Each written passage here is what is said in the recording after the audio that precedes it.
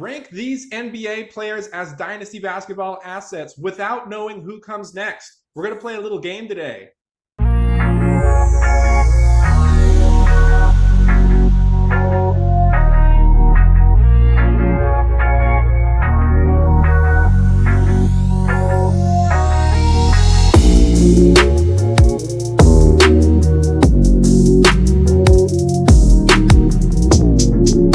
How's it going, guys? Welcome. My name is Andrew. We are Angle Fantasy Basketball. We are here to talk about Dynasty basketball rankings, and we're going to play a little game today involving those rankings as well. So before we move forward with that, I wanted to introduce my co-hosts, the other analysts here at Angle. First off, Mitchell, how are you doing today, dude? Doing really well, man.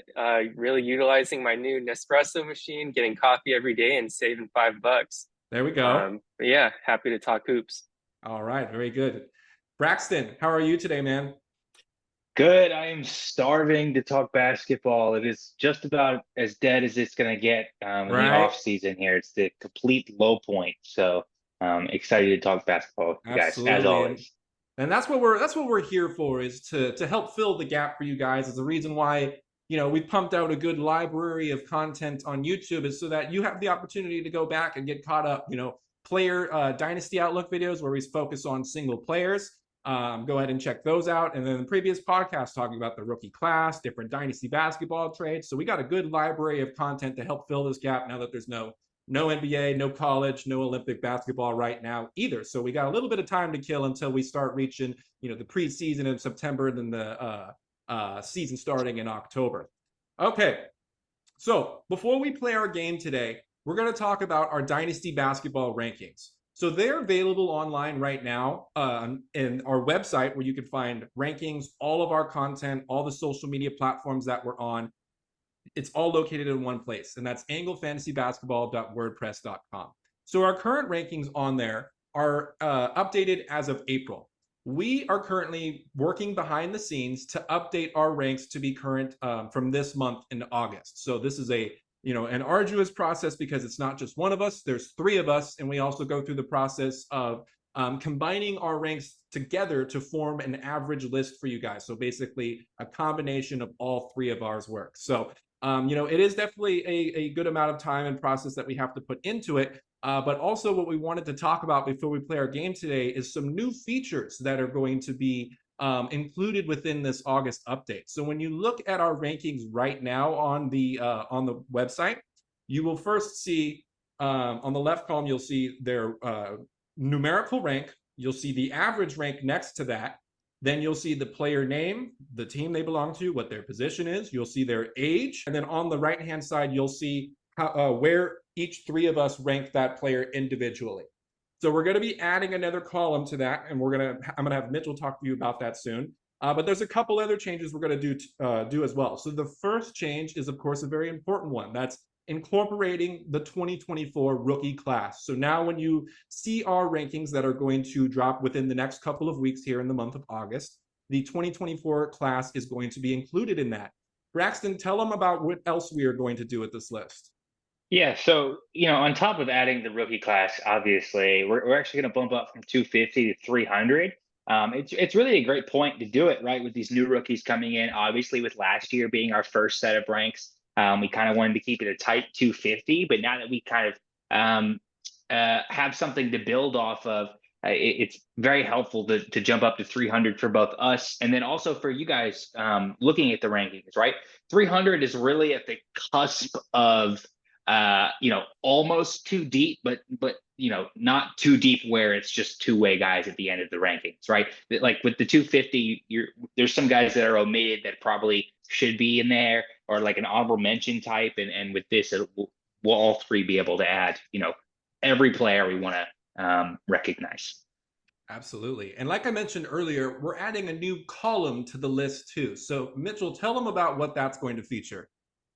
Thank you, Andrew. Yes, so by popular demand, we are going to be adding a movement tracker based on our, I believe, April update in comparison to this upcoming update in August. So you'll see player movements for rookies. They're going to be previously unranked. Obviously, we'll label that, but also some big risers and followers. So it'll provide you with a great visual aid to kind of see where our ranks shift based off, the integration of the rookie class, but also movements from free agency signings as well.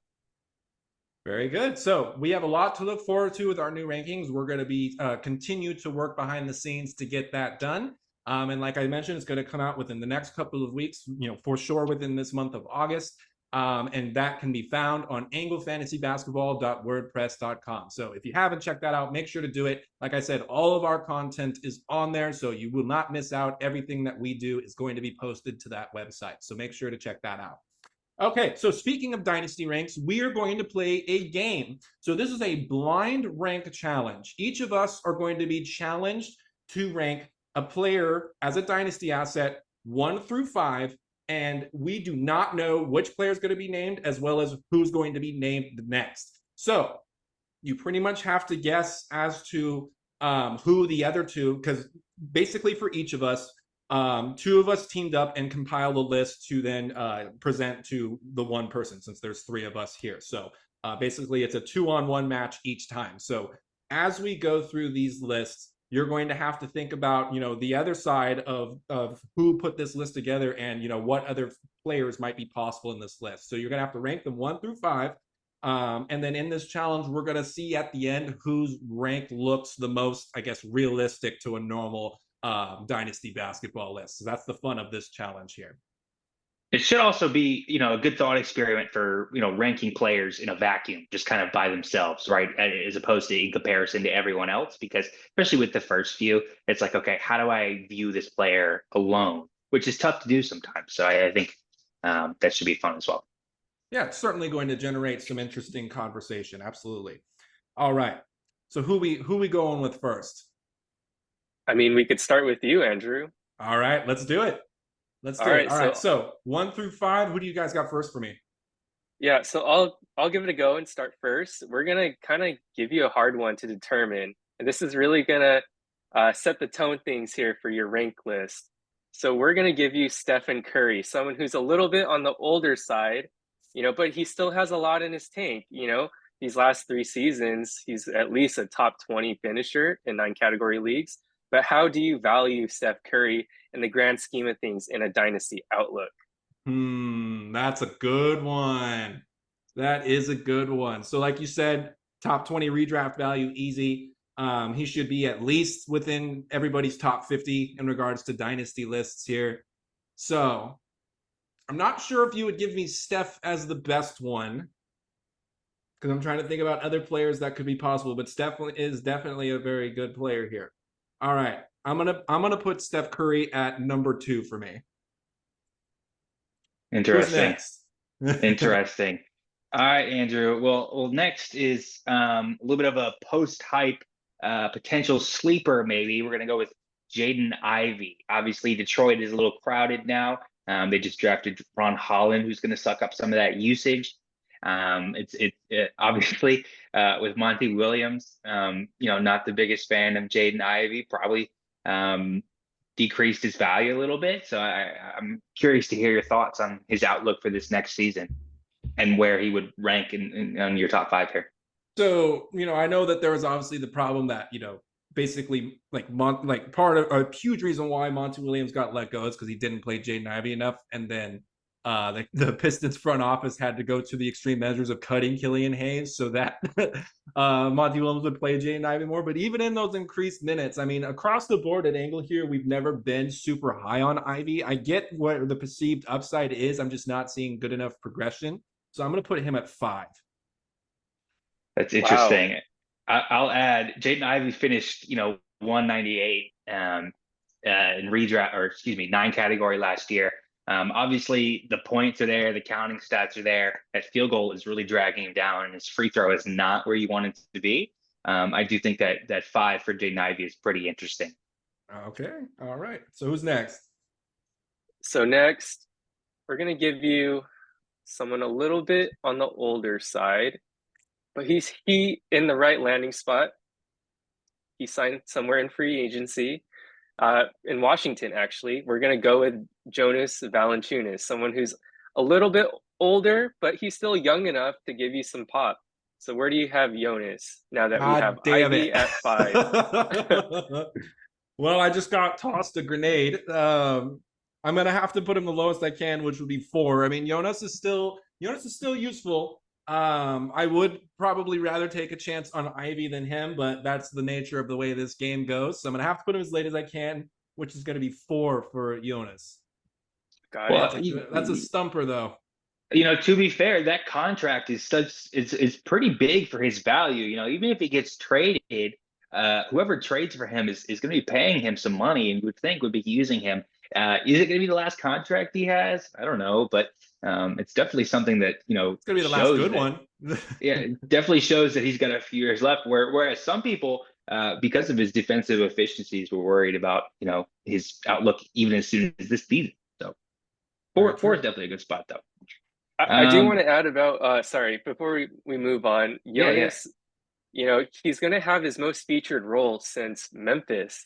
So he was a little bit supplanted in New Orleans the last couple years, but in Memphis he was a top 30, top 40 guy. So we could see that in a Washington team that's pretty depleted. They only have Rashawn Holmes and Marvin Bagley on their roster as bigs, and Alex Sarr is very, very prominent and keen on playing that 4 spot for them very early in this his rookie campaign. I guess last thing I'll add in my defense is that even though this game is supposed to be played as Dynasty, like Dynasty rankings, where Ivy should be above Jonas, it's definitely a good chance that redraft rankings this year, Jonas will finish better than Ivy will. And I know you said last thing, but I want to add one more thing about Valanciunas.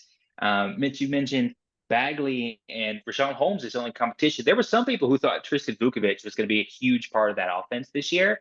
He's on a 2-way, which is not, on a bad team like the Wizards, not that big of a deal. But to me, it kind of signifies like, oh, I thought he was going to be a big part of this team, and you guys only got him on a 2-way contract. I would be, if I'm high on Vukovic, that's something I'd be concerned about. And if you have J-Val, that's something to be excited about, just because he, like Mitch, like you said, he's going to get as much use as he can handle.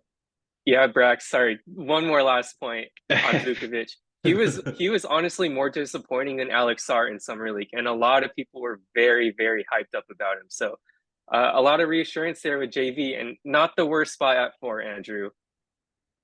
All right, so we got the last 2 for me. I have spot 1 and 3 open. So who's my next one? Yeah, so to recap, you've got an empty 1, you've got Steph at 2, an empty 3, J-Val at 4, and then Ivy at 5. So your 4th option is going to be Austin Reaves. A little bit of a boring pick, some would say. He's a lock for that 15, 4, and 5, or whatever it may be. Doesn't have the most upside, but definitely a rock solid dynasty asset. I'm obviously, I love my boy Austin Reaves. I just can't, like, even in both Dynasty and then obviously especially in real life, I don't think I can pick him above Steph Curry, even though Steph's older. Just the production that you're going to get through his final years of his NBA career is better than what Austin Reaves is going to do. So obviously that's going to be different if you're a rebuilding team, but we're not factoring that in here. So I'm going to put Reaves at 3 and hopefully take a leap of faith that you guys gave me a good one last. All right, Andrew. So you finished with Devin Vassell at 1. So I'm going to recap the list, and I want you to kind of give us a fun little exercise on who you would redraft if you knew all 5 names in advance. So to recap, you have Devin Vassell at 1, Steph Curry at 2, Austin Reaves at 3, Jonas Valanciunas at 4, and Jaden Ivey at 5. So are there any changes you would make knowing the list now? Yeah, I mean, I would probably because when you guys gave me Steph, I debated between 1 or 2. So I went with the chance that you guys potentially gave me someone better than him on the list, but it should be Steph 1, Vassell 2, Reaves 3. I got that one right. And then I mentioned earlier it should be Ivy 4 and Jonas 5. So can we talk a little bit about? I had a couple switches on there, not as close to realistic as possible. So we'll see if either one of you could do better. Yeah, can we talk a little bit about Vassell real quick though? Of course I want to hear you guys' thoughts. Exactly. I want to hear your guys' thoughts on him just as a dynasty asset. in general. He's consistently ranked like in that 60-70 range, but he's somebody that almost nobody ever talks about. You never hear anything about this guy in terms of upside or as a fantasy asset. Maybe it's because his stat set is a little bit boring, but I'm curious to hear your guys' thoughts. Yeah, I guess since I'm the one who introduced Vassell, I did him a disservice by going just kind of straight to the list. But for Devin Vassell, yeah, he's a little bit boring. The Spurs are getting a little bit crowded, but it's pretty evident that the Spurs are prioritizing his development over the likes of someone like Keldon Johnson and Malachi Branham. So Devin Vassell, I do think he is a potential top 50 riser in these upcoming ranks for me personally, just because of his upside in steals. He does a little bit of hidden playmaking potential. And if he can improve that field goal percentage, he's like a mini Desmond Bane in my eyes. He is high, out of assist upside, solid steals, a good free throw percentage, and he's a pretty good 3-point anchor as well. So, Andrew, your thoughts on Vassell? Yeah, I think he just got buried underneath the hype of Victor Wembanyama, basically, which is kind of why it's like easier to forget about him, even though you shouldn't. He's a great dynasty asset. And then there's other exciting names that they have now too, like Stephon Castle. They have Chris Paul now too. So what's that? There's that bank that had commercials recently. I think it was PNC Bank. Their catchphrase was brilliantly boring. That definitely can apply to Devin Vassell. It's like I'm not calling him bad. He's great, and if you have the chance to get him in Dynasty over let's say it's over a young prospect where you're not sure if he's going to hit or not, but maybe he has a high ceiling and you just want to go with someone more reliable who's still young and still has a little bit more room to grow too, then Devin Vassell is a great option for that. So, it's hard to get a whole lot of shine when you got somebody like Wembanyama on your team, but definitely do not forget about Devin Vassell. All right, then. So who wants to go next? I guess I'll volunteer. All Yeah, right, go ahead, let's Mitch. do it. Let's do it. Okay, Mitch. So Braxton and I have collaborated with you. You've got your list now, we've collaborated together, and now we got your list ready to go 1 through 5. So I'm going to give you your first one. And this is a guy you've actually asked me for a couple of times in Dynasty this summer. Interesting. Scoot Henderson. Ooh, Scoot Henderson. Okay, do you want to give a little backstory before I answer on Scoot Henderson? Scoot Henderson, a guy who went through a very tough road on the beginning of his rookie season, but broke through the rookie wall and started to climb out of the abyss towards the end of the season and showed us what he's truly capable of doing. Has a lot of hype coming in. I mean, he's looking good in training, in the offseason too. And obviously he's going to have the keys to the offense in Portland. They just got rid of Malcolm Brogdon. So yeah, I love Scoot. Okay, yeah, this is a good one. I do remember texting you, Andrew, 2 to 3 years ago about Scoot Henderson, how he was this 17-year-old guy. He wasn't draft eligible for the 2022 class, but he was right up in the ranks, like fighting with Victor Wembanyama for that number 1 pick as a prospect. And people forget, Victor's taken the league by storm. He's a generational prospect, but people once thought Scoot was, if Wemby wasn't born the same year. And I'm going to be a little bit bold and put Scoot at 1 because I'm still a believer. I believe in his athleticism. He led his rookie class in assists. He has good steal numbers, and he's learning the hardest position. So I project him to, eventually ascend that top 30 where we initially thought. But sometimes we get a little bit too excited on our expectations with these rookie point guards. So Scoot Henderson is firmly in my number 1 spot in this challenge. Very good. All right. Interesting choice. Braxton. Yeah. Kind of, I guess, in the vein of Scoot and his inefficiency, we're going to do Jordan Poole at 2. Obviously massive, or excuse me, second, not ranked second, obviously, but is your second choice. A ton of hype coming into last year. That was supposed to be his year. In redrafts, we saw him go as high as, I think, 35, 40, and earlier in some cases. They thought he was going to be given the keys to the team. Brian Keefe did not like him very much, clearly, brought him off the bench after he took over. Jordan Poole ranked outside the top 150 in what was supposed to be his career year.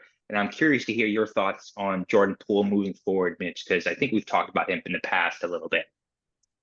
Yeah, yeah. So with Jordan Poole, it is interesting because Tyus Jones just did leave the team in free agency, signed with the Phoenix Suns. They drafted who they believe would be their franchise point guard in Bub Carrington. But maybe this kind of change of pace where Poole is in a more relaxed environment, he has a little bit under his, I guess, more exposure playing off the bench, being delegated back to the bench. He looked a little bit better as he ended the season. But I still have a feeling you guys are going to throw a little like more exciting names at me. So I'm going to put Jordan Poole at 4. All right. It's a decent spot. It's a Number decent spot. 4. Okay, now your third option going to be another guard, Reed Sheppard. Ooh, Reed Sheppard. I figured you would give me, I had a feeling you're going to give me Reed Sheppard at some point, and I thought it would be the last pick. But this is tough because I was a strong advocate for Reed Sheppard at number 1. When we were building out these initial rookie pre-summer league, I will rankings. add. Pre-summer league. So this was before he exploded, those first 3 games against Bronny and such. Oh man. I mean, I wouldn't go as far as putting him over Scoot Henderson anyway. So I'm going to put Reed Sheppard at 2. And I just want to reinstate you're going to have to be patient with Reed Sheppard. You're going to have to at least let him get his sea legs under him as Fred VanVleet leads the team. And when Fred VanVleet, maybe they don't take up his team option and he goes elsewhere, Reed Sheppard could either be that starting point guard or starting shooting guard, especially if Jalen Green gets shipped out on top of Fred VanVleet. And he has a very, very, very 9-cat friendly game in Reed Sheppard. So I'm going to put him at number 2. Very good. All right. So recapping, you have Scoot at 1, Reed at 2, blank number 3, Poole at 4, and then a blank number 5. So, with Reed Sheppard, I'll just add a quick word on him. As Mitch said, we are going to need to be patient with him. But, as we saw in Summer League and then, of course, in college, it does seem like the stocks are real. So that's really what we're buying into here. And so, a lot of us are really anticipating, especially once our average 3 ranks are put together, I'm really anticipating where he's going to end up on our overall dynasty list for us. Here's a question for you, Mitch, about Reed Sheppard. Does he finish higher than Scoot's 336 in 9-cat rankings last season? Does Reed Sheppard finish higher than 336? I mean, are we weighting turnovers equally across? I mean, that's a big question here because Reed Sheppard's not going to have high usage. I'm saying, yeah, does he finish higher than is his rookie season better than Scoot in terms of 9-cat ranking? I would say yes. If all ranks were or if all categories were equally distributed, yes, because of Scoot's inefficiencies on the turnovers and also on the free throw and field goal. Reed Sheppard just has a much cleaner 9-cat game. So I will say yes, but I do anticipate Scoot Henderson having a pretty sizable leap compared to that 339 to finish the year. Yeah, he might hop into the top 300 this year. It's big news for him. Well, right. I don't own him personally. Andrew does in one of our 30 teams. So he's going to be feeling that pain, not me. Hey, Scoot will prove it with his play, man. Don't worry about it. Okay. Next for you, Mitch, we're going to do a little bit of a shakeup here. We've done 3 guards. Let's go with a big. We're going to do Myles Turner. Be interesting to see where you have him ranked, just because, like you said, if all cats are weighted evenly, you might see somebody like this a little bit higher in some dynasty ranks, but his perceived value might be a little bit lower. Yeah, so this one's a little bit tougher for me, but generally I do lean towards the youth. But when I am in the progress of building out these next August updates for my personal ranks, I do have Myles Turner and Reed Sheppard pretty neck and neck. So, with that being said, I would pretty comfortably put Myles Turner at 3. The gap isn't wide. I know it seems wide just because we only have 5 spots here, but Myles Turner at 3 for me. And it makes me feel a lot better not putting Jordan Poole at that 3 spot. I bet that was something that you guys were discussing behind the scenes. I don't know, but that's just kind of how I feel. But I'm really glad in how it all played out with Poole at 4 here. Three for Poole would have been really bold, I think. Even without context, I think having Poole in the middle of the pack in almost any list is pretty bold. So, did you guys think I was going to do that? It was definitely intentional to put the Poole landmine there, like in the front too, like front load it with two like kind of like, I guess, both important and controversial names at the same time, and seeing how that shaped out for you, and then giving you a rookie, and then a couple other options after that. That would be well, I don't want to give anything away about the 5th option, but yeah. Well, let's hear the 5th option, Andrew. Let's go for it. Let's hear all right, so he's gonna be happy because your 5th option was Julius Randle. So Julius Randle is obviously still a useful player. Dynasty rank wise, no one's gonna be charging a fortune for him or asking for like, a really good draft pick or something like that. But if you're able to acquire him without spending much, he is somebody who's going to produce, and he's reliable in that way. Of course, like when he's healthy, I mean, he's had significant injuries, but it was only like 2 different times. And then, of course, we can talk about the just playing heavy minutes within Tibbs' system. But there's a lot of people, especially not last year, but the year prior to that, there were some people that were absolutely carried by Julius Randle during fantasy playoffs. Yeah, so with Randle, it sucks to put him at 5 because I do believe he's generally undervalued in the Dynasty community. He's one of the few players actually that can average and give you 25, 10, and 5 in any given night. Granted, those percentages are pretty putrid and the lack of stocks, but in terms of sheer volume, he can really carry you as like your, I guess in standard 12-team leagues, as like your 6th or 7th best or 8th best player. So Julius Randle, I'll put him at 5 just because I have to at this point. But I do want to say I do like Julius Randle overall as an undervalued Dynasty asset. Do you like him more than Jordan Poole? I mean, at that point, I kind of lean towards youth. I do think Jordan Poole still has a little something in him. And respect to him, man, he popped off in that 2022 finals run against the Celtics. So I'll never forget that because Warriors are my team. Poole, or excuse me, Randle, and like you said, he's a pretty undervalued. He's a top tier punt blocks guy. I love the bigs that do the out of position assists. I am interested to see how his usage is affected this coming season. His points might drop a little bit, and we might see a hit in assists. But any at least for me, anytime you can get a big that dishes the ball, your upside overall as a team, at least in 9 category, is just that much greater. It's just gravy on top of everything else you're doing. So I love him in builds with Sabonis, maybe Jokic, Şengün, guys like that. Randle is a top tier guy on the right team. Okay, wait. I do want to add one thing about Randle. A little fun fact that I saw earlier.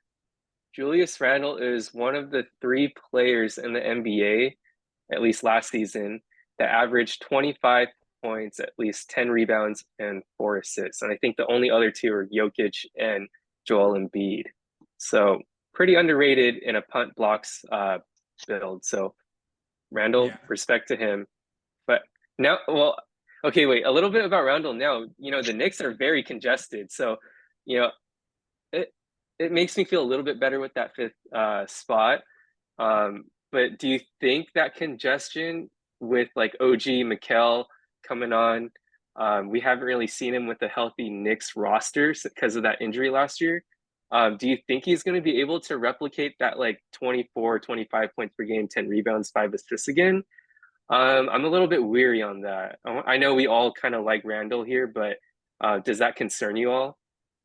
Yes, but his efficiency, he shouldn't have to take 25 shots, go 6 for 25 on any given night, though. So hopefully we see a little bit of efficiency boost to kind of counteract that drop in points and drop in assists because he won't have the ball in his hands as much. Agreed with Brax. We're hoping to see the efficiency increase, and then he's still going to be useful. And then just the fact that especially if you're in a deeper league, you want to get your hand on some centers when you can. So he's going, he's going to be a mainstay on your roster if you do have him as one of your centers in a deep league, and of course even in redraft too. All right, so Mitch, summing up your list here, and all I gotta say is Braxton, you got some work to do for a come behind victory here, because Mitch has Scoot Henderson 1, Reed Sheppard 2, Myles Turner 3, Jordan Poole 4, and Julius Randle 5. Mitch, would you change anything about that? None at all. I think I got it right the first time. You did a very good job here. So, all right, like I said, Brax, you got some work to do. So let's start off with your list now, Mitch. You want to get us going on that? I'll leave it to you first. All right, Braxton. For your first player, I have a hot take about this player. Okay. The 2028 Los Angeles Olympics, he will be the MVP of the basketball tournament when the USA wins gold medal again. Zion Williamson. Interesting. I'll tell you what, this is harder. Immediately I'm like, oh, this is actually kind of difficult. I like Zion this year. I think JV being out of the way is huge for him in his usage. Obviously they don't have like they have a couple of real centers. Yves Missy might not be ready. Daniel Tice is small. I think he's either 6'8" or 6'9". I can't remember off the top of my head. And then I don't even think they have Carlo Makovic as well, but that's not necessarily somebody you want to be playing heavy minutes on a playoff team. So that's good for Zion's value. Can he stay healthy? I'm not sure. I think we might see his assists drop a little bit with the DeJounte ad. I'm gonna go Zion. I'm gonna go Zion 2. I'm gonna go Zion 2. All right. That's pretty good. Zion at 2. We did give you a hard one at first because Zion, he's younger. He's on the younger side. He still, provides great statistical production. He's a very unique prospect, and he's coming off one of his most healthy years from last year. So maybe he carries over that momentum. So with the second one, Braxton, I'm going to give you someone that you were a little bit higher on than Andrew and I coming into the pre-draft process of this 2024 class. A big topic you mentioned was draft capital. And for this player, we're going to give you that number 1 pick, Zaccharie Risacher. How high are you on him, and where would you put him in your blind rank list? And like you just alluded to, I really don't think I don't think you can discredit the draft capital. I think we have him down at 13 on our list or something like that, 12 or 13. If my opinion had more weight in the list, he'd be probably like 6 or 7, just because the first overall pick, they're going to play him as many minutes as he can handle. I think the skill set is there for him. You don't necessarily need to be like a good passer to be good in 9 category leagues. We all know that. He doesn't necessarily need to be the best dribbler to be good in 9 category leagues. We all know that. Look at Mikal Bridges. Look at the way he's developed. I'm not, saying that's a 1-to-1 comparison, but Risacher is definitely somebody I would take in the top, probably at least 7 in rookie drafts. I'd say if I had like 6th or 7th and he was there, I would think really hard about it. Let's do. Oh boy, Zion at 2, Risacher. Let's do Risacher. Let's do Risacher 4. 4, okay. After all that talk, you're putting at the back end of your list. I feel like it was bait. These are baiting me. We'll see. Well, Andrew, we'll give you the next name here. Well, I didn't put him at 5 though. If you guys probably would have put him at 5. I feel like I think it's not a bad point. It's not a bad point. My point is that I think just collectively everybody is way too low on him. You can be a good fantasy asset just by shooting and playing defense. So I'm not concerned about him. Right. I mean, if he's going to be good without assists and without elite defense, then he needs to be like Michael Porter Jr. Basically, that's what he needs to get to. Okay, so let's move on to your next one. The newest member of the Oklahoma City Thunder, Isaiah Hartenstein. It's good. I like Hartenstein a lot. Thank you for this. Uh-huh. Yeah, I think Hartenstein is due for not a breakout, but just a lot of improvement. I actually have him in the Angle Dynasty League, and I'm very excited about it. You guys know I mentioned just with Randle. I love the out of position assists. I think Hartenstein is a lock for 30 minutes just based on that contract they gave him. The assists are going to be there. There's rumors that he's shooting threes in practice. I know they say that about every center now, but if he can add 1 3 a game to his repertoire, I mean, that's incredible for his value. That's a 1-1-1 guy at center. So I'm going to go Hartenstein pretty handily at 3. I'm very excited about him on OKC. I'm not concerned about Chet. I think Jalen Williams might be out of rotation entirely. Hartenstein's going to play as much as he can handle. Yep. I think given the context of your list right now, I would probably put Hartenstein at 3.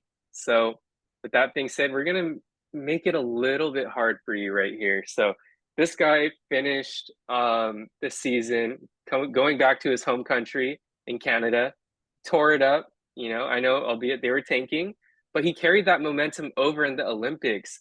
He was the second most efficient player under SGA. He was the second leading scorer under SGA and over Jamal Murray. We're going to give you RJ Barret. So RJ Barret, you only have 2 spots left, the number 1 spot and the number 5 spot. Is he going to be that 5 spot by default under Risacher? Yes, he's going to be 5, but let me say this. RJ Barret is somebody who is overhated in Dynasty. He has that really negative stigma attached to him, and he's somebody who I think is, I mentioned post-hype sleeper with Jaden Ivey. Not that I think Ivey is, but a potential one. I think RJ Barret is an actual post-hype sleeper. Nobody's talking about him. He'll fall to the end of fantasy drafts just because of that stigma around him, how bad he is in 9-cat, but his efficiency is up. He's got the usage. He's on that contract. They traded for him with Quickly. He's a big part of what they're going to be doing moving forward. And I really like RJ Barret.